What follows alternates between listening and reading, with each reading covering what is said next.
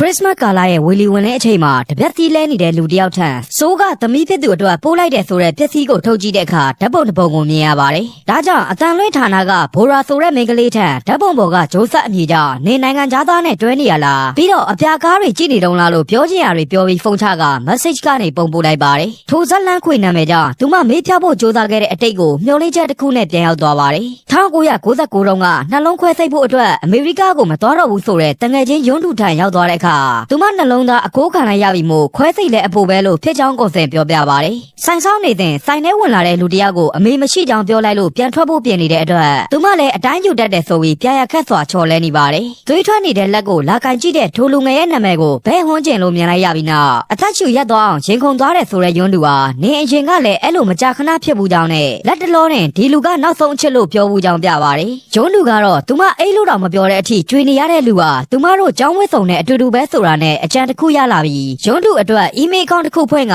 နေသူနဲ့ကြောင်းအတူတက်နေရသလိုခံစားသိရမယ်လို့ဂတိပေးရင်ခွဲစိတ်မှုကိုသာအာရုံစိုက်ဖို့တေချာမှာလိုက်ပါတယ်။ဒီလိုနဲ့အမေရိကရောက်သွားတဲ့ယွန်းတူကသူမကိုစာရိစပို့ခဲ့ပြီးကြောင်းပထမဆုံးနေ့မှာထူးဆန်းစွာအစောကြီးထသွားတဲ့နာဘိုရာကိုအိမ်သားတွေကအံ့ဩနေကြပါတယ်။သူမတငယ်ချင်းသဘောကျနေတဲ့ကောင်လေးအကြောင်းစုံစမ်းဖို့အတွက်ယွန်းတူပြောတဲ့လမ်းကြောင်းတွေအတိုင်းဘတ်ကားကိုမှတ်တိုင်ပြောင်းစီရင်သူများပေါင်ပေါ်ထိုင်ချမိလိုက်ပါတယ်။နောက်တစ်ချိန်လဲကြတော့မဲ့ဘိုရာကိုထိုင်မှုနေရပြီးနေတဲ့ចောင်းသားဟာယွန်းတူပြောပြထားတဲ့ဘဲဟွန်းကျင်ဖြစ်နေတာမြင်လိုက်ရတာနဲ့ចောင်းရောက်တဲ့အထိနောက်ရောက်ခံလိုက်နေတဲ့ဘိုရာကိုဆရာကခုတ်ဆွဲပြီးမိန်းကလေးចောင်းကတက်လို့နှင်ပါတယ်။ဒီတော့ကြားမခွဲထားတဲ့ចောင်းအတွက်စိတ်ညစ်နေတဲ့ဘိုရာတို့ဟာចောင်းခေါင်းလောင်းထိုးတာနဲ့ရော်ရော်ထွေးထွေးဖြစ်စေမယ့်နေရာတစ်ခုကိုတငယ်ချင်းတယောက်ကအကြံပေးပါတယ်။ထိုနေရာကတော့ခေါင်းလောင်းထိုးတာနဲ့ចောင်းကန်ထဲမှာအလူရက်မဝဲတာဖြစ်ပြီးဘိုရာကတော့သူမတငယ်ချင်းယွန်းတူရဲ့ပြက်မှတ်ဟွန်းကျင်ရဲ့အရက်ကဘလောက်ဘာအေးကြိုက်တတ်တာနဲ့ဖနှက်ဆိုင်ပြင်တငယ်ချင်းဘယ်နှယောက်နဲ့ပေါင်းနေလဲဆိုတာတွေကိုလိုက်လက်မှတ်သားပါတယ်။နည်းနည်းပိုသိနိုင်ဖို့ဝင်ရောလို့ရမယ့်နီလန်းကလည်းအသင်းဖွဲ့လို့အရာသာရှိမှဖြစ်တဲ့အတွက်ဘလို့လုပ်ရမလဲစဉ်းစားရင်ဘောလုံးကန်နေတဲ့ဟွန်းကျင်ကိုကျန်းတန်းစွာဖျက်ထုတ်လိုက်တဲ့တယောက်ကြောင့်ထားအောင်မိလိုက်ပါတယ်။ဘာဖြစ်တာလဲဆိုရဲဆရာကြောင့်တွဲထုတ်သွားတဲ့မြင်ကွင်းကိုကြည့်ကသူမဘိုက်အောက်လို့ဆေးပေးကန်းသွားဖို့ခွင့်တိုင်လိုက်ပါတယ်။ဆေးကန်းမှာလည်းထိုတိုင်းလိန်လေကဆေးတစ်လုံးတောင်းယူလိုက်ပြီးဟွန်းကျင်တို့ပြောသမျှနားထောင်ဖို့ဘေးခန်းထဲဝင်လိုက်တဲ့အခါအတန်လွင့်အဖွဲ့ထဲဝင်ရန်လူရွေးပွဲရှိမှန်းသိလိုက်ရပါတယ်။အတန်ကြားသွားတဲ့ဟွန်းကျင်ရဲ့တငယ်ချင်းကအခန်းကိုစစ်ကြည့်လိုက်ချိန်ဂတိအောက်ဝင်ပုန်းနေတဲ့ဘိုရာကတော့ထိုအတန်လွင့်အဖွဲ့ထဲလိုက်ဝင်ရန်အကြံရသွားပါတယ်။လူရွေးပွဲမှာခြေကန်တိုင်းခွက်တွေပြလိုက်တဲ့နာဘိုရာကြောင့်ဟွန်းကျင်ကဒီလိုတော်တဲ့တငယ်ချင်းကိုသူ့အစားရွေးပေးပါလို့တောင်းဆိုလိုက်တဲ့အတွက်သူမအနီးကပ်လေးလာရမယ်ဟွန်းကျင်မပါတဲ့အတန်လွင့်အဖွဲ့ထဲရောက်သွားပါတယ်။ဒါပေမဲ့နီလန်ကောင်တစ်ခုကဟွန်းကျင်ရဲ့တငယ်ချင်းအုံးကိုရှိနေတာမို့ချင်းကပ်ရန်တော်နှုတ်ဆက်ပေမဲ့ခက်ပြက်ပြက်သာပြန်ဖြေသွားပါတယ်။တရက်ဖုန်းပြောဖို့တန်းစီနေတဲ့ဟွန်းကျင်လက်ထဲမှာပေဂျာဆက်ကိုမြင်လိုက်ရတာမို့နောက်ကအပြေးတန်းစီရင်နှိမ့်နေတဲ့ဖုန်းနံပါတ်တွေကိုလိုက်မှတ်နေပေမဲ့တစုံတစသာမြင်လိုက်ရပါတယ်။ဒါကြောင့်သူမမှတ်ထားသလောက်နဲ့ဖုန်းစာအုပ်ထဲကကျန်နံပါတ်တွေကိုရန်တန်လိုက်ဆက်ကြည့်တဲ့အခါနံပါတ်အမှန်ကိုနည်းနည်းမှမနီးစပ်ပဲနောက်ဆုံးအကျွေသေးသာကြံပါတော့တယ်။လက်ကျန်ငွေကိုထည့်သွင်းကအမျိုးမျိုးစုတောင်းဆက်ကြည့်လိုက်ပေမဲ့တစ်ဖက်ကပြန်မဖြေလို့ဖုန်းချတော့မဲ့အချိန်မှာဘသူလဲဆိုတဲ့ပြန်မေးတန်ကြောင့်သူတေသနာအတွက်စစ်တမ်းတောင်းသလိုနဲ့လိမ့်လဲရင်ပေဂျာနံပါတ်တောင်းနေတဲ့သူမကိုတစ်ဖက်ကနာဘိုရာလားဆိုတာကြောင့်ဖုန်းချပြီးထွက်ပြေးပါတော့တယ်။နောက်တစ်ရက်အတန်လွင့်ငန်းရောက်လာတဲ့အုံးဟိုကနေမဟုတ်လားလို့မေးကဘဲဟွန်းကျင်ရဲ့ပေဂျာနံပါတ်သိကျင်မှာကသူကြည့်ကျင်တဲ့ရုပ်ရှင်အခွေကိုဘိုရာရဲ့ဆိုင်ကငှားပေးလို့ဆိုပါတယ်။ဒါကြောင့်ဆိုင်ပိတ်ချိန်မှာအသက်မပြည့်သူများမကြည့်ရစင်မော်ကခွေတစ်ခုကိုခိုးယူကကြောင်းရောက်လာတော့လွယ်အိပ်ယူဆက်တဲ့ဆရာကနင်တာမျိုးတွေလည်းငှားစားတာပဲလားဆိုပြီးအတန်းပြစ်မှာဒူးထောက်ခိုင်းပါတယ်။ဒီအချိန်ဘိုရာရဲ့ရှေ့မှာလာရက်တဲ့အုံးဟိုကသူငှားခိုင်းတဲ့ခွေကိုခက်တီတီနဲ့လာယူသွားပါတယ်။နောက်တရက်ဆိုင်ဆောင်နေတဲ့ဘိုရာထံသူကတိတိုင်းဟွန်းကျင်ကိုခေါ်လာပေးပြီးပေဂျာနံပါတ်ရဖို့ကိုမန်ပါဖြစ်စီရင်သွင်းခိုင်းလိုက်ပါတယ်။နံပါတ်ရသွားတဲ့ယွန်းတူလည်းသူသဘောကျနေတဲ့ဟွန်းကျင်ထံတချင်းတွေဖွင့်ပြဆက်သွယ်နေပြီးဘိုရာကတော့အတန်လွင့်ယုံမှာအတော်ဆုံးကျောင်းသူတယောက်ဖြစ်လာပါတယ်။တရက်ဟွန်းကျင်ရဲ့ဘေးမှာကောင်မလေးတွေဝိုင်းနေတာမို့ရေးသားရှိသူများလားအကြိုက်ဆုံးရုပ်ရှင်တွေရှိလားဆိုတာနဲ့တက်ချင်တဲ့ကောလိပ်အကြောင်းတွေကိုဗီဒီယိုရိုက်နေရင်သူ့အကြောင်းသူပြောနေတဲ့အုံးဟိုဖြေသမျှကိုလိုက်ရေးမိနေတာမို့နင့်ကိုမမေးဘူးဆိုတဲ့အခါကင်မရာရိုက်ကူနေလေးလာရန်တင်ပေးပါတယ်။ဘယ်ပုံပဲနည်းရိုက်ယူဖို့တေချာအနီးကပ်တင်ပြပေးနေသူအုံးဟိုကိုရှက်လာတာမို့သူမဘာသာကြီးကြက်လှုပ်လိုက်မယ်လို့မောင်းထုတ်ပါတယ်။မဖြတ်စည်းဖို့မှာခဲ့တဲ့အုံးဟိုထွက်သွားချိန်ကောင်မလေးတွေနဲ့စကားပြောနေတဲ့ဘဲကိုရိုက်ရင်အုံးဟိုကိုတေချာကြည့်နေမိပါတယ်။ညဘက်သူတို့အကြောင်းသားတွေဂိုင်းတစ်ခုနဲ့ရန်ဖြစ်လာရလို့တယောက်ကသတင်းလာပို့ပြီးလူမိုက်တကောင်ကသူ့ကောင်မလေးနဲ့ရှုံးနေရလားလို့ဟွန်းကျင်ကိုစစ်မေးနေချိန်သူမကသာကြိုက်နေရဖြစ်ကြောင်းဝန်ခံနေတဲ့ကျောင်းသူကိုဒီလိုလူနဲ့မတွဲရန်မှာရင်ထွက်သွားပါတယ်။ပခုံးချင်းတိုက်သွားတဲ့ဟွန်းကျင်ကိုပလင်းနဲ့ရိုက်တော့မဲ့အချိန်ခုံကျော်ကန်ကြောက်လာတဲ့ဘိုရာကြောင့်၃ယောက်သာလူမိုက်တွေလက်ကလွတ်အောင်ထွက်ပြေးလာရပါတယ်။ရဲတွေရှိတဲ့နေရာရောက်မှသူမရဲ့လက်ကိုတင်းကျပ်စွာဆုပ်ကန်ထားတဲ့အုံးဟိုကိုတတိထားမိလိုက်တဲ့အတွက်ရှက်ကိုရှက်ကန်နဲ့ထားကပြဿနာရှာလာသူဟွန်းကျင်ကိုထားအော်နေချိန်ညိုမဲဆွဲနေတဲ့ခြေထောက်ကိုအုံးဟိုကတတိထားမိသွားတာနဲ့စေကန်းရောက်သွားပါတယ်။ကိုကာကွယ်ရန်တိုင်ကွမ်ဒိုတင်ပေးထားတာကိုယောက်ျားလေးတွေနဲ့ရန်ဖြစ်လာလို့ဖခင်ကဆိုပိုရင်အိမ်ရောက်ရင် မိခင်စိတ်ပူနေမှာဆိုလို့ရန်ဖြစ်လာကြောင်းမပြောဖို့မှာပါတယ်နောက်တစ်ရက်ဂျိုင်းနောက်ကြီးနဲ့ဘိုရာကိုဟွန်းကျင်ကဆိုင်ကန်နဲ့လာခေါ်တာကြောင့်တက်လိုက်သွားပြီမဲ့ကောင်းကောင်းမကွေးတတ်ဘူးဆိုပြီးတနေရာကိုရောက်လာပါတယ်သူကြောင့်ထိခိုက်သွားတဲ့ဘိုရာကိုလိုက်ဖို့ပေးချင်တာကြောင့်လို့အသိပေးကဘာလို့အဲ့လိုလုပ်ခဲ့တာလဲမင်းနေတဲ့အတွက်ဟွန်းကျင်ထိခိုက်သွားရင်ဝမ်းနဲ့ရမဲ့လူရှိနေကြောင်းစိတ်ထဲကဖြေနေပါတယ်ပြီးတော့လူတယောက်ရိုက်ခံရမယ့်အရေးကိုဝင်ကူညီပေးတာပါဆိုတဲ့ဘိုရာအားသူ့ကိုကြိုက်နေရလားလို့မင်းနေရနဲ့အထိပ္ပယ်မရှိတာတွေမပြောဘဲအတန်လွင့်ရုံကိုပြန်ပို့ခိုင်းပါတယ်သို့ပေမဲ့သူများစီကငားလာတဲ့ဆိုင်ငယ်ကနှိုးမရတော့လို့စိတ်တူသွားတဲ့ဘိုရာနဲ့အတူညနောက်ကျတဲ့အချိန်မှာပြန်လာရတာမို့ထမင်းလိုက်စားရန်ခေါ်ပါတယ်သူတို့ရောက်လာတဲ့ဆိုင်ကအုံးကိုအချိန်ပိုင်းလုံးဝင်နေတဲ့ဆိုင်မို့အကြာကြီးစောင့်နေရတဲ့အုံးကိုတောင်းပန်လိုက်ပြီးမဲ့ဘာမှမပြောဘဲထွက်သွားပါတယ်အစားအသက်တန်စားနေတဲ့ဘိုရာကိုသူနဲ့တွဲရအောင်လို့ပြောလာတဲ့ဟွန်းကျင်ကြောင့်တငယ်ချင်းထွက်လမ်းကြောင်းရင်သူမနဲ့ညီတော်မဲ့အဖြစ်မို့ထိတ်လန့်သွားပါတယ်ဒါကြောင့်သူမဟာဘလို့အကျင့်မကောင်းကြောင်းတွေဘလောက်ညစ်ပတ်တာတွေရှောင်ရင်းက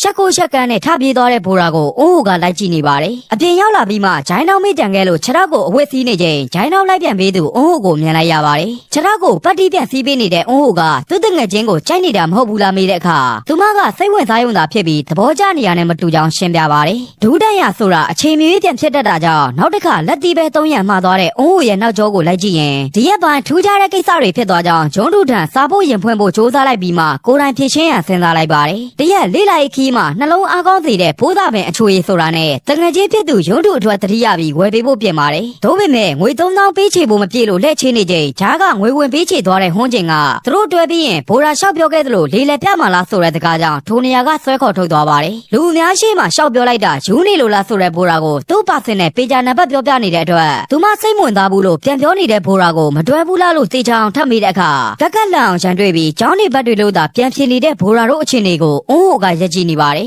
ညဘက်တဲခိုရနေရာမှာလိုက်စစ်ဆေးနေတဲ့ဆရာကျော်သွားချိန်ခိုးဝယ်ထားတဲ့အရက်ကခါလုံးနေတဲ့အတွက်ဘိုရာဝယ်ထားတဲ့ဖြိုရည်နဲ့ယောဂမှောက်ကုန်ကြပါတယ်အတော်လေးမိုးနေတဲ့ဘိုရာတရားသူတို့အရက်ကိုအပေါ်တက်ကခိုးနေတာမြင်လို့သူမတိုင်းပညာနဲ့ဖြည့်ရှင်းမဲ့ဆိုကသူများအခန်းကိုတွက်ခောက်ပါတယ်အထဲကတကားဖွင့်လာသူကအုံးဟိုဖြစ်နေပြီးဆရာလာနေပြီဆိုတာနဲ့ဘိုရာကိုအခန်းတစ်ခုတည်းခေါ်ကပုံနေလိုက်ကြပါတယ်သူမကိုတွတ်တွတ်နေဖို့တတိပေးနေသူအုံးဟိုရဲ့မျက်နှာကိုတေချာကန်ကြည့်နေတာမို့နင်းအရက်တောက်ထားတာလားလို့မေးလိုက်ပါတယ်နောက်တည့်ရက်အိယာကမနိုးသေးတဲ့ဘိုရာကိုဆရာကလာနှိုးပြီးကန်းကြီးမှာအမိုက်ကောက်နေရတဲ့ဘိုရာကိုအုံးဟိုကပြားရည်ပလင်းလာပေးပါတယ်ထိုပလင်းကိုမဖွင့်ရမထီရနဲ့ကျောင်းဆောင်တစ်ခုပေါ်ကနေအုံးဟိုကိုထန်ကြည့်နေတဲ့ဘိုရာထံဟွန်းချင်ရောက်လာပြီးဓာတ်ပုံအတူရိုက်မယ်လို့လာခေါ်ပါတယ်အဒီနောက်အတူတူတွဲရိုက်ထားတဲ့3ယောက်ဓာတ်ပုံကိုရုံးတူခွဲစိတ်ကန်းဝင်ပြီးရင်ကြည့်အောင်ပို့ပေးလိုက်ပြီးတငယ်ချင်းဖြစ်သူပြန်လာရင်သူမရင်ကုန်နေရသူအကြောင်းပြောပြမယ်လို့တွေးကကျောင်းပထမနှစ်ဝက်ကုံဆုံးသွားပြီဖြစ်ကြောင်းအတန်လွှင့်လိုက်ပါတယ်မိုးရွာနေတဲ့တည့်ရက်ရုံးတူစီကဖုံးမလာလို့ပြင်းရိပ်စွာဆိုင်ဆောက်နေတဲ့ဘိုရာထံမိုးရွာကြီးတဲ့ရောက်လာတဲ့အုံးဟိုကသူမနှက်ပြန်ကစပြီးမျက်နှာချင်းဆိုင်မှာအလုပ်လုပ်တော့မှကြောင်းလာအသိပေးသွားတာကြောင့်သူမရဲ့ပြင်းရိပ်စရာအချိန်တွေဟ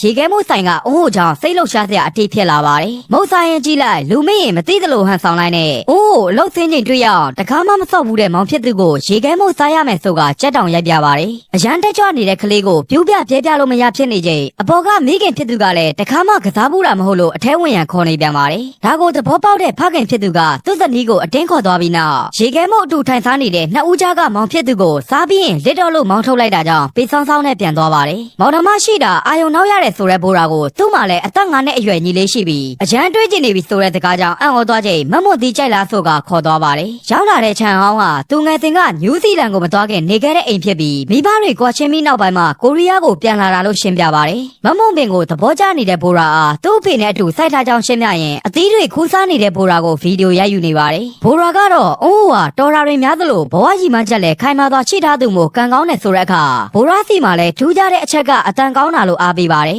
ဗီဒီယိုရိုက်ယူရင်စိုက်ကြည့်နေတဲ့အုံးဟိုကိုဘာလို့လဲမေးတော့ဒီတိုင်းသဘောကျတာကြောင့်လို့ဖြေကနှစ်ယောက်သားနမ်းဖို့ပြင်နေတော့ကြွေကြလာတဲ့မမွန်တီကအနှောက်ယှက်ပေးလာပါတယ်နှစ်ယောက်သားပေါ့ပါတော့ရီမောရင်ဘိုရာကိုအိမ်ပြန်ပို့ပေးတဲ့အခါပိတ်ရက်ကြရုပ်ရှင်အတူသွားကြည့်မလားဆိုတဲ့စကားကိုအတွေးများသွားပုံရတဲ့အုံးဟိုကြောင့်ရှက်ပြီးအိမ်ထဲဝင်တော့မဲ့ဘိုရာကိုနန်းကပိတ်ရက်တွေ့မယ်လို့မှားသွားပါတယ်ထိုခိုက်တက်လေးရတစ်ချိန်ကရုံးတူပြောဘူးသလိုတယောက်ယောက်ကိုသဘောကျရင်ညဘက်မအိပ်နိုင်အစားလည်းမစားနိုင်ဘူးလို့တတိယပေမဲ့သူမကတော့ငကိုထက်ပိုစားဝင်အိပ်ပျော်နေပြီးသူ့ကြောင့်တွေးမိရင်ရင်ခုန်လာတာကအချစ်လို့ထင်လာပါတယ်မျက်နှာချင်းတိုင်ကအုံးဟိုကိုမြင်နေရရုံနဲ့တင်အုံမျိုးနေတဲ့ဘိုရာကိုအိမ်သားတွေကယူနေတယ်ထင်နေကြပြီးဘိုရာကတော့အုံးဟိုနဲ့ဒိမ့်မဲ့ရက်အတွက်ဝိစာရွရန်ခေါင်းပူနေပါတယ်တရက်ဈေးဝယ်ပြီးပြန်လာတဲ့ဘိုရာကိုအတန်းပေါ်လို့နှုတ်ဆက်လာတဲ့ဟွန်းချိန်ကရေခဲမုတ်သွားစားမယ်လို့ခေါ်သွားပြီးပါဇက်မှပေးကြံနေတဲ့ဘိုရာကိုတုပ်ပေးဖို့ပြင်နေစဉ်အုံးဟိုကတ ရှူလာပြီးပါတယ်မုံမွေချင်းချိန်မြင်ပြီးနှစ်ယောက်သာတွန်းနေချိန်ဆိုင်ပြင်မှာသူမကိုကြည့်ပြီးငိုနေတဲ့ရုံးတုကိုမြင်လာနဲ့အော်ဟစ်ဖက်ငိုနေတဲ့ဘိုရာတို့ကိုအိုးတို့ကကြောင်ကြည့်နေတော့မှသတိဝင်လာတဲ့အတွက်အချစ်ဆုံးတငယ်ချင်းမလုံးမိတ်ဆက်ပေးလိုက်ပါတယ်နှလုံးခွဲစိတ် သိမ့်မှုအောင်မြင်လာတဲ့ယွန်းသူကသူမဟွန်းကျင်နဲ့အဲ့မှာတွေ့လိုက်ရလို့ရှော့ရတော့မှာပဲလို့ပြောရင်ဝန်ထမ်းယူနီဖောင်းနဲ့တောင်ဘာလို့အဲ့လောက်မိုင်းနေတာလဲဆိုတဲ့တကားကြောင့်အဲ့ဒါအိုးဟိုလို့ရှင်းပြပေမဲ့သူမပြောတဲ့ဟွန်းကျင်ကဒီတယောက်ဆိုပြီးပြပါတယ်ထိုနေ့ကအဲ့ဒီတိုင်မှာသူမလက်ကိုကင်လာသူကအိုးဟိုလို့ပြောပြကတစ်ချိန်လုံးလူမားနေရလားဆိုတဲ့ယွန်းသူကိုဘလို့ရှင်းပြရမှန်းမသိခဲ့ပဲရခင်စိတ်လှုပ်ရှားခဲ့ရတဲ့မြင်ကွင်းရယခုရင်လေးတရားတွေအဖြစ်ပြောင်းသွားပါတယ်ယွန်းသူစီလိုက်သွားတော့ဒီတန်ရောက်ပြီး2ရက်လောက်လိုင်းသုံးမရဘူးလို့ပြောရင်ဘိုရာရဲ့အမားကိုပေါ့ပေါ့ပါပါရီမောပြောဆိုနေရကြောင်းသူမအသိပေးတရားရှိတယ်လို့စကားဆလိုက်ပေမဲ့ယွန်းသူရဲ့ခွဲစိတ်တရားကိုမြင်လိုက်တာနဲ့နှုတ်ဆက်သွားပါတယ်အဲ့ဒီနောက်ကိုယ်တိုင်ဖွင့်ပေးထားတဲ့ယွန်းသူရဲ့အကောင့်ထဲဝင်ကသူမဘလိုတွေရင်ခုန်တက်လာကြောင်းရင်ဖွင့်ပူးထားတဲ့အီးမေးလ်ကိုဖျက်လိုက်ပါတယ်ပိတ်ရက်ချိန်ထားတဲ့နေရာမှာစောင့်နေသူအုံးဟုတ်ထန်ယွန်းသူကိုသာလွှတ်လိုက်ပြီးဘိုရာကဟွန်းကျင်ရဲ့စပစ်ချံမှာကိုညီနေရလို့မအားကြောင်းပြောခိုင်းလိုက်ပါတယ်ထပ်တွေ့ရလို့ဝမ်းသာပါတယ်ဆိုတဲ့ယွန်းသူရဲ့စကားတွေကအုံးရဲ့နားထဲမဝင်တော့ပဲစပစ်ချံမှာအလုပ်ဝင်နေတဲ့ဘိုရာကတော့တထေးသားဟွန်းကျင်ကိုသူမညင်းတာလူသိမခံခြင်းရင်ကိုလောက်ကိုလောက်ရန်တတိပေးကအရာအားလုံးကိုစိတ်နဲ့ကိုမကတ်စွာဖျက်တမ်းနေရပါတယ်သူမကိုဖုံးကွယ်ထားတာရှိလို့လားဆိုတဲ့ယွန်းသူကဘိုရာနဲ့ဟွန်းကျင်ကိုတမုံနေပြီးတပည့်တိတ်လို့ရအောင်လို့တိုင်ပင်နေပါတယ်ပြီးတော့သူမကိုဂယူးတစ်ဆိုင်နဲ့ထမင်းဝက်ကျွေးတဲ့အုံးဟုတ်ကဘာကြိုက်တတ်တာလဲအတင်းမင်းနေချိန်ပေချာတန်ဖုံးဝင်လာလို့ပြန်နားထောင်ကြည့်လိုက်တော့အုံးဟုတ်ထန်ကဖုံးမြတ်စားဖို့မှာထားတာမို့ပြန်ချလိုက်ပါတယ်ဘသူလဲလို့မင်းနေသူယွန်းသူကိုလည်းဖုံးမဝင်လာလို့ဖြေလိုက်ပေမဲ့တညလုံးအိမ်မရတဲ့အစုံအုံးဟုတ်စီလမ်းဘေးဖုံးနဲ့ပြန်ခေါ်လိုက်ပါတယ်ဇက်တိုက်ဖုံးခေါ်နေကြတာဆိုတဲ့အုံးဟုတ်ကအိမ်ရှိကလမ်းဘေးဖုံးနဲ့ခေါ်နေရလားလို့မေးကတစ်ကနေ30တိရေတွက်ရမှာပါတယ်သူမခြေလို့မပြီးခင်ခြေတန်းကြောင့်လက်ကြည့်တော့မောပန်းသွားအနားရောက်နေပြီဖြစ်တဲ့အုံးဟုတ်ကအချစ်ဆုံးတက်ငယ်ချင်းလို့ပြောဘူးသူကိုအလုံးရှုံအောင်မလုပ်ပဲရှင်းရှောက်သူနဲ့ဆက်သွယ်ဖို့ဆိုကဖုန်းတစ်လုံးထုတ်ပေးပါတယ်ယွန်းတို့စီကပြန်ကြားရတဲ့အကြောင်းတွေပြောနေသူအုံးဟုတ်ဟာသူမပိတ်ရက်ကတမင်မလာခဲ့တာလို့ဖွင့်ပြောတောင်းပန်လိုက်ပြီးဘာခံစားချက်မှမပါပဲနားလည်မှုလွဲစေခဲ့တဲ့အတွက်အားနာပါတယ်ဆိုကဖုန်းပြန်ပေးလိုက်ပါတယ်အဲ့ဒီနောက်သူမကိုတားနေတဲ့အုံးဟုတ်ကိုအရင်သွားနေတော့မယ်လို့မျက်နှာလွှဲသွားတာကြောင့်မိုးရွာကြီးတဲ့ပြန်လာတဲ့အုံးဟုတ်တရားသူမျက်နှာချင်းဆိုင်မပြောရတဲ့စကားတွေကိုရင်ဖွင့်ထားတဲ့စာအိတ်ကိုပြန်ကြည့်လိုက်ပါတယ်ဘိုရာကိုသူစတွေ့တဲ့စောင်းဦးတရက်မှာဘိုရာတော့မှတ်မိမှာမဟုတ်ပေမဲ့သူအခွေငါးဆိုင်နဲ့ဝင်လာတော့ခွေတစ်ခွေကိုမမီမကန်းလန်းနေလို့ယူကြည့်လိုက်တဲ့အခါကိုကြောင့်ခိုးကထွက်ပြေးသွားတဲ့ဘိုရာကြောင့်အဲ့ဒီရုပ်ရှင်ကိုစိတ်ဝင်စားသွားပါတယ်ကိုရီးယားပြန်ရောက်လာကြတဲ့ကပျော်တရားရဲလို့မရှိတဲ့သူကဘဲဝန်းကျင်ပေးတဲ့ကျောင်းဝတ်စုံကိုရိုးဝတ်ခဲ့ပြီးတရက်ကြကားဘေးမှာပြေးလိုက်လာတဲ့ဘိုရာကိုထပ်မြင်ရတာနဲ့ကားဆရာကိုရက်ပြရန်អော်ပေးလိုက်ပါတယ်စေးကမ်းမှာပုံနေတဲ့ဘိုရာရဲ့ကြောင်တောင်အပြုတ်မှုတွေကိုအာရုံစိုက်မိလာပြီးဘိုရာကိုမြင်ရတဲ့အခါတိုင်းလည်းပြုံးရတက်လာပါတယ်တရက်ဟွန်းကျင်အိမ်ဖုန်းကိုဆက်လာတဲ့ဘိုရာကြောင့်စိတ်ဝင်စားနေသူကတယောက်ပါလားဆိုတဲ့အထွေးနဲ့နာကျင်မိခဲ့ပြီးအဆောင်မှာယူးကြောင်မူးကြောင်နဲ့နေကိုသဘောကျနေပြီထင်နေဆိုတဲ့ဘိုရာဟာတကယ်ပဲသူ့ကိုပြောတာလားဟွန်းကျင်ကိုရည်ရွယ်တာလားဆိုတာမေးချင်ပေမဲ့နာကျင်ရမှကြောက်တဲ့စိတ်နဲ့မမေးနိုင်ခဲ့ပါဘူးနောက်ပိုင်းဘိုရာရဲ့ဆန္ဒကိုနားလည်လာချိန်မှာသူနယူးဇီလန်ကိုပြန်ရမယ့်အချိန်ရောက်လာပြီမို့ပိတ်ရက်မှာတွေ့ပြီးဖွင့်ပြောဖို့ကြိုးစားခဲ့ပေမဲ့အကုန်လွဲချော်ခဲ့တဲ့အတွက်ထိုရင်ဖွင့်တာကိုလည်းမိုးရွာတဲ့ပြစ်ချခဲ့လိုက်ပါတယ်နောက်တရက်ကျောင်းပြန်ရောက်လာတော့အုံးကိုလှမ်းကော်နှုတ်ဆက်နေတဲ့ယုံသူကြောင့်ထိုနေရာကထွက်လာခဲ့ပြီးအတွဲလိုက်လုပ်ရမယ့် project အတွက်လည်းသူမနဲ့အဆင်မပြေရင်လူပြောင်းမှုတတိပေးလိုက်ပါတယ်20 century ဆိုတဲ့ကျောင်းရိုက်ကူရေးအစီအစဉ်ကို2ယောက်တူတိတ်ဆိတ်စွာအင်တာဗျူးလုပ်ခဲ့ကြပြီးဒီဖြတ်ဖို့အတွက်ကိုတော့ကျောင်းမှာအခက်အခဲရှိတယ်ဆိုတာနဲ့ယွန်းသူကစိုးမသူမအသစ်တယောက်ရှိကြောင်းပြောက4ယောက်သားစိုးကိုရောက်သွားပါတယ်ထိုကိစ္စတွေပြီးတာနဲ့တငယ်ချင်းဖြစ်သူကသူမအိုးကိုဒီနေ့ဖွင့်ပြောတော့မှမို့2ယောက်တည်းရှိအောင်ကိုကြီးပေးဖို့တောင်းဆိုပါတယ်ဒါကြောင့်စိုးလန်းကကစားပွဲမှာသူမတငယ်ချင်းမျက်နှာကိုတကြီးကြီးနဲ့2ယောက်တည်းဖြစ်အောင်ခွဲထွက်ပေးနေတော့လေအိုးရဲ့အကြီးတွေကဘိုရာထံမှသာရှိနေကြောင်းယွန်းသူတယောက်သတိထားမိခဲ့ပါတယ်ရိုလာကိုစတာစီးမဲ့နေရာရောက်တော့နှလုံးခွဲစိတ်ထားတဲ့ယွန်းသူကြောင့်ဘိုရာကမစီးတော့ဖို့ဆုံးဖြတ်လိုက်ပေမဲ့သူမစောင်းနေပါမယ်ဆိုကရှောင်ပေးဖို့အချက်ပြနေတဲ့ယွန်းသူကြောင့်ဟွန်းကျင်ကိုဆွဲခေါ်ပြီးထွက်သွားပါတယ်သို့ပေမဲ့ဖွင့်ပြောဖို့ကြိုးစားနေသူယွန်းသူကိုတောင်းပန်လာတဲ့အုံးဟုတ်ကသူရိုလာကိုစတာစီးကျင်ကြောင်အသိပေးကဘိုရာနဲ့အတူစီးမဲ့ဟွန်းကျင်ကိုပါထုတ်လိုက်တာကြောင့်ပြန်ရောက်လာပါတယ်ဘိုရာကိုပြောစရာရှိတယ်ဆိုတဲ့အုံးဟုတ်အတွက်အဆင်ပြေပါမလားဆိုတဲ့စကားကြောင့်မေးကြည့်တဲ့အခါအဲ့ကောင်အမြင့်ကြောက်တတ်တယ်ဆိုတဲ့အဖြေကိုနားမလည်နိုင်ဖြစ်နေတဲ့ယွန်းသူဟာသူတို့နှစ်ယောက်ကကြိုက်နေရလို့ပြောပြလိုက်ပါတယ်ပြေးလန်းကစပ်ပေါ်ရောက်နေမှတုံလုံးနေတဲ့အုံးဟုတ်ကိုဘာဖြစ်တာလဲမေးတော့သူအမြင့်ကြောက်တတ်တယ်ဆိုတာနဲ့ဒါဆိုဘာလို့လိုက်စီးနေရလဲမေးတဲ့အခါဘိုရာနဲ့အတူရှိကျင်တာကြောင့်လို့ဖြေပါတယ်တဖြည်းဖြည်းအမြင့်ကိုရောက်လာတာနဲ့ဘိုရာရဲ့လက်ကိုစုပ်ကိုင်ကဘိုရာကိုသဘောကျကြောင်းအော်ဟစ်ဖွင့်ပြောလိုက်ပြီးအောက်ပြန်ရောက်လာတဲ့အထိတုံလုံးနေတဲ့အုံးဟုတ်အတွက်ရေသွားဝယ်ပေးဖို့ပြင်တဲ့အခါသူနယူးဇီလန်ကိုမသွားခင်ပြောစရာရှိကြောင်းအသိပေးလိုက်ပေမဲ့ခေါင်းငုပ်ပြီးခေါင်းပိုင်လို့သာပြန်ဖြေတဲ့ဘိုရာကြောင့်စပ်ပြောစရာစကားကဲမဲ့သွားပါတယ်တကယ်အဲ့လိုထင်နေရလားမေးတော့ညီပြစ်သူနဲ့တွေ့ကျင်တာမဟုတ်လားဆိုတဲ့ဘိုရာသူထွက်သွားရင်ဝမ်း နဲ့နေမယ်ထင်ထားပေမဲ့အခုတော့တော်သေးတာပေါ့လို့ပြောလိုက်ပြီးအရှာရာအတွက်ကျေးဇူးတင်ပါတယ်ဆိုတဲ့အိုးရဲ့နှုတ်ဆက်စကားကိုမျက်ရည်တွေမကျအောင်မောကြည့်လိုက်ပါတယ်ညဘက်အိမ်ပြန်လမ်းမှာမျက်နှာပြက်နေတဲ့ရုံးတုကိုဘာဖြစ်တာလဲမေးကြည့်တော့သူမကိုပြောစရာမရှိဘူးလားလို့မေးကနေအိုးကိုကြိုက်နေတာမဟုတ်လားဆိုတဲ့မေးခွန်းကိုရုံးတုပြန်မလာခင်ကမသိခဲ့လို့ဖြစ်ကြောင်းဖြေလိုက်ပြီးမဲ့လိန်နေရလို့သာထင်နေသူရုံးတုကနေမျက်နှာပြောင်တိုင်လုံးနိုင်လို့ဆွဆွဲပါတယ်ဒါရီကိုသူမမပြောမိခဲ့တာကယောက်ျားတစ်ယောက်တော့နဲ့သူမတို့ဆက်ဆံရေးကိုမပြတ်သိချင်တာကြောင့်ဆိုရဲဘိုရာငါအိုးကိုသဘောကျပေမဲ့ငါတို့ခင်မင်မှုကိုအနောက်ရှက်ဖြစ်စေမယ်ဆိုရင်အချိန်တစ်ထောင်မကလက်လျှော့နိုင်ကြောင်းနဲ့ဘိုရာကနေမကောင်းတဲ့သူမပေါ်အဆဆရရဂယူးဆိုင်ပြီးတာနားလဲပေမဲ့သူမကလူနာမဟုတ်ကြောင်းပြောပြီးထွက်သွားပါတယ်ဘိုရာရဲ့ဗီဒီယိုကိုထိုင်ကြည့်နေတဲ့အိုးထံသူ့အဖေကဖုန်းဆက်လာပြီးအထုပ်ပိုးပြင်ထားဖို့နဲ့ဟိုရောက်ရင်မိခင်ရဲ့စကားကိုတေချာနားထောင်ရန်မှာသွားပါတယ်ဘိုရာရဲ့ဖုန်းကိုလုံးဝမကင်တဲ့ရုံးလူတယောက်သူမအတွက်ဟွန်းချင်ရဲ့မဆုတွေရေးပို့ပေးထားတဲ့ဘိုရာရဲ့အီးမေးလ်ထဲမှာလျှို့ဝှက်ဖိုင်ဆိုတာကိုဖွင့်လိုက်ပြီးဖြတ်ထားတဲ့စာတွေကိုပြန်ဖတ်ကြည့်တဲ့အခါမှာသူမတကယ်သဘောကျနေသူကအိုးဆိုတဲ့အကြောင်းနဲ့ဘာပဲဖြစ်ဖြစ်ရုံးသူကသာသူမရင်ထဲကနံပါတ်1ပါဆိုတဲ့စာတွေကြောင့်ငိုချမိလိုက်ပါတယ်ဒါကြောင့်နောက်တစ်ရက်အိုးထန်သွားကသူမသဘောကျခဲ့ကြောင်းဝန်ခံလိုက်ပြီးဘိုရာလည်းသဘောကျနေပေမဲ့သူမကြောင့်နဲ့လိန်နေခဲ့တဲ့ဘိုရာဟာအရာရာကိုအမြဲလိုအနစ်နာခံတတ်သူမျိုးဖြစ်ပြီး12နှစ်အရွယ်တုန်းကဆိုရင်သူမကိုကြောဖို့ကတောင်ပေါ်ကဆင်းပြေးခဲ့မှုတဲ့အယူမလို့ပြောပြပါတယ်ဒါတွေကိုသိလိုက်ရတဲ့အိုးတယောက်ဘိုရာရဲ့အိမ်ကိုအပြေးထွက်သွားချိန်အိမ်ပြန်ရောက်လာတဲ့ဘိုရာဟာသူ့အိမ်ရှိမှလူတွေအုံနေလို့ဘာဖြစ်တာလဲသွားကြည့်တဲ့အခါသူ့မောင်လေးအရေးပေါ်ဖြစ်နေအောင်မို့ဆေးရုံလိုက်သွားပါတယ်နောက်မှအပြေးရောက်လာတဲ့အိုးကိုလည်းဘိုရာကိုအိမ်ထဲမှာခေါ်မရတာနဲ့သူမနှက်ပြတ်မသွားခင်တွေ့ပြီးပေးချင်တာရှိလို့အိမ်ရှိမှစောင့်နေမယ်လို့ဆက်သွယ်လိုက်ပြီးမဲ့ပေဂျာကိုအရေးမဆိုင်နိုင်တဲ့ဘိုရာကမောင်ဖြစ်သူအတွက်ဆေးရုံစောင့်နေရပါတယ်ဒါကြောင့်ညကနေမိုးလင်းထိစောက်ခဲ့ပေမဲ့ဘိုရာနဲ့မတွေ့လိုက်ရတဲ့အိုးကိုလည်းစိတ်လျှော့ပြီးပြန်သွားပါတယ်နောက်နေ့ဘိုရာကြောင်းရောက်လာတော့အခန်းရှိမှစောင့်နေတဲ့ရုံးတုကိုမျက်နှာဘူးလို့ကြော်သွားချိန်နောက်ကဘိုင်းကနေလဲကျသွားတဲ့ရုံးတုကြောင့်ကြောပိုးပြီးပြေးပါတော့တယ်လမ်းမှာတဖွက်ဖွက်အားတင်းထားမှုမှနေသူဘိုရာကိုသူမအကောင်းကြီးမှုအောက်ချပေးရမှာကနှလုံးခွဲသိမ်းမှုအောင်မြင်ထားတာမေ့နေရလားလို့မေးလိုက်ပါတယ်ပြီးတော့အိုးကိုဒီတိုင်းလက်မလွတ်ဖို့နဲ့အပြင်မှာဟွန်းကျင်ဆိုင်ကန်နဲ့စောင့်နေရဆိုတာကြောင့်ဘိုရာကိုလိုက်ဖို့ခိုင်းခဲ့ပြီးရထားစောင့်နေတဲ့အိုးကိုလိုက်ခေါ်ပါတယ်စိုးထိရထားစီးသွားတော့မဲ့အိုးကိုနောက်ကအပြေးလိုက်ခေါ်ကတောင်းမှန်ပါတယ်ဆိုတဲ့စကားသာထွက်လာတာကြောင့်ဘာအတွက်လဲမိတဲ့အခါပိတ်ရက်ရုပ်ရှင်ထူကြည့်ဖို့ရောက်မလာခဲ့တာတွေအိုးထွက်သွားတော့မဲ့ဆိုတော့ကအရန်ဝမ်းနဲ့ခဲ့ပေမဲ့ဟန်ဆောင်နေမိလို့အထက်ထက်တောင်းမှန်ရင်ငိုနေတဲ့ဘိုရာကိုသဘောကျသွားကြည့်လိုက်ပြီးဒါကငိုစရာမဟုတ်ပဲဘိုရာနဲ့တူရှိခဲ့ချိန်တိုင်းမှာပျော်ရွှင်ခဲ့ရတဲ့ဆိုကတယောက်ပေါ်တယောက်ဖွင့်ပြောခဲ့ကြပါတယ်ထွက်သွားရတော့မဲ့ရက်ထားလဲစိုက်ကပ်လာပြီးမို့နာဘိုရာကိုပွေးဖက်ကသူတေချာပေါက်ပြန်လာခဲ့မယ်လို့ဂတိပေးရင်နှစ်သိမ့်ပေးလိုက်ပါတယ်သို့ပေမဲ့ရှိုက်ကြည့်တဲ့ငယ်ငိုနေရမှာမငိုဖို့မှာခဲ့တဲ့သူ့ကိုလိုက်နှုတ်ဆက်နေတဲ့ဘိုရာကြောင့်ရက်ထားထွက်တဲ့အခါသူကိုယ်တိုင်ထိမ့်မရပဲငိုချမိလိုက်ပါတယ်ပထမဆုံးချစ်သူဖြစ်တဲ့နေ့မှာတင်ချစ်ရသူနဲ့ဝေးကွာခဲ့ရတဲ့ဘိုရာလည်းနယူးဇီလန်မှာအဆင်ပြေနေတဲ့ဆိုတဲ့အိုးရဲ့အီးမေးလ်ကိုဖတ်လိုက်တငယ်ချင်းတွေနဲ့စားတောက်လိုက်နဲ့2000ခုနှစ်အခုပြောင်းကိုကြော်ဖြတ်ခဲ့ရပြီးစာမေးပွဲဖြေဖို့ရက်100ကျော်အလိုမှာစိုးတက္ကသိုလ်ဝင်ခွင့်ရရန်ဘိုရာနဲ့တက္ကသိုလ်အတူတက်ခွင့်ရဖို့ကြိုးစားမယ်လို့ဆိုပါတယ်သို့ပေမဲ့ဘိုရာဆောင်မေးပွဲအောင်ပြီးဝင်ခွင့်ရလာတဲ့အချိန်ထိအိုးစီကစာလဲမလားဖုန်းဆက်သွယ်လည်းမရတော့တာနှစ်အနေငယ်ကြာသွားပါတယ်တက္ကသိုလ်ရောက်လာတဲ့ຫນွေဦးမှာသူမဖြတ်တန်းခဲ့ရတဲ့နေ့စဉ်ဘဝအတွက်အိုးကိုမေ့ထားခဲ့ပြီးဘလိုင်းဒိတ်လောက်ရန်ကြိုးစားခဲ့ပါတယ်သို့ပေမဲ့တစ်ဖက်ကပြန်လည်နှုတ်ဆက်လာသူနာမည်ကအိုးလို့တိုက်ဆိုင်သွားကြားလိုက်ရချိန်မှာကလေးတယောက်လို့အော်ကြီးရဲ့ကျဲထားငိုနေပြီးမို့လာချင်းတွေးတဲ့ကောင်လဲဘေးလူတွေကိုအတင်းတောင်းပန်ခဲ့ရပါတယ်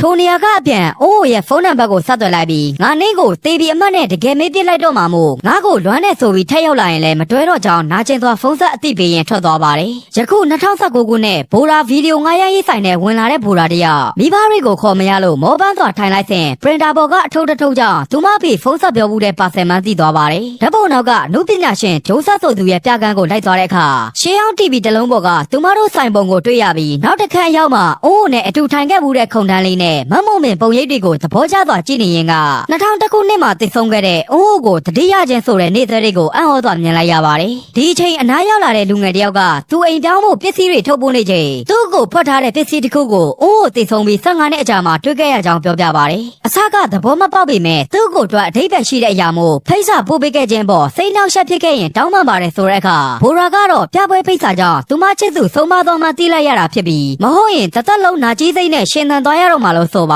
တယ်ဘိုရာကြောင့်နဲ့သူ့ကိုကိုရီးယားပြန်လာရင်တည်ဆုံးခဲ့ရတဲ့အတွက်အပြစ်တင်ခြင်းခဲ့ပေမဲ့သူ့ကိုရဲ့အမတ်တရားအားလုံးဟာဘိုရာရှိနေတာမို့ဘိုရာပေါ်ဘလောက်ချစ်ခဲ့မှခံစားမိလာတာကြောင့်ဒီပြပွဲကနေတဆင့်ဘိုရာစီ လက်ဆင့်ကအသိပေးချင်တာလို့ရှင်းပြပါတယ်ပြီးတော့တူတောင်းလာတဲ့သူ့ကိုဘွားမှာဘိုရာနဲ့အတူရှိခဲ့တဲ့အချိန်တွေကပြောစရာအကောင်းဆုံးဖြစ်ခဲ့တာမို့ကျေးဇူးတင်ပါတယ်ဆိုတော့သူမလည်းဘလို့လုံးမိနိုင်မှာလဲလို့ပြောရင်လေးကန်သွားပြန်လာပါတယ်အိမ်ပြန်ရောက်လာတော့တစ်ချိန်ကမိခင်နဲ့ချစ်သူဘွားတော်ကအတူကြည့်ခဲ့တဲ့ရုပ်ရှင်တွေဟာတေချာသိမ်းထားတဲ့ဆိုတဲ့ဖခင်ကိုချီကျူးရင်အိမ်မှာ DVD ဆရှိသေးလားမေကဖုန်တက်နေတဲ့စက်တလုံးကိုဆင်လိုက်ပြီး1999တုန်းကအုံးကိုကြိုက်ထားတဲ့မှတ်တမ်းခွေကိုဖွင့်လိုက်ပါတယ်ခွေထဲမှာတချင်းစုံနေတဲ့ဟွန်းကျင်ရဲ့ပုံရိပ်တွေရွက်ကျွေနေတဲ့တစ်ပင်ပုံတွေပန်းပွင့်နေကြကသူမပုံရိပ်တွေနဲ့အတူပယုတ်ဒုက္ခမျိုးစုံနဲ့သူမမှတ်တမ်းတွေကိုသိမ်းထားတာမို့သဘောကျစွာထမ်းကြည့်နေမိပါတယ်2000ခုနှစ်တုန်းကကွန်ပျူတာတွေကြောင့်ကဘာပြက်လိမ့်မယ်ဆိုတဲ့ဟောကိန်းတွေကြားမှာမိသားစုတွေကျမ်းမာစေဖို့နဲ့ဂျိုက်ကူးနေသူအုံးကိုကြည့်ရင်20ရာစုမှာပိုပွင့်လဲနိုင်ရင်ကောင်းမယ်လို့ပြောဘူးတဲ့သူမရဲ့မှတ်တမ်းကိုလည်းတီးဖြတ်ထားပါတယ်အဲ့ဒီနောက်နယူးဇီလန်ကပန်းကင်းတစ်ခုထဲမှာနာဘိုရာစီမသွားဖို့တားနေတဲ့ဂျိုးဇက်ကိုသူဂိမ်းဆက်ဝယ်ပြီးမယ်လို့ချော့မော့ရင်ကိုရီးယားကသူမအတွက်နှစ်သက်ကိုဆုတောင်းနှုတ်ဆက်ခိုင်းခဲ့ပါတယ်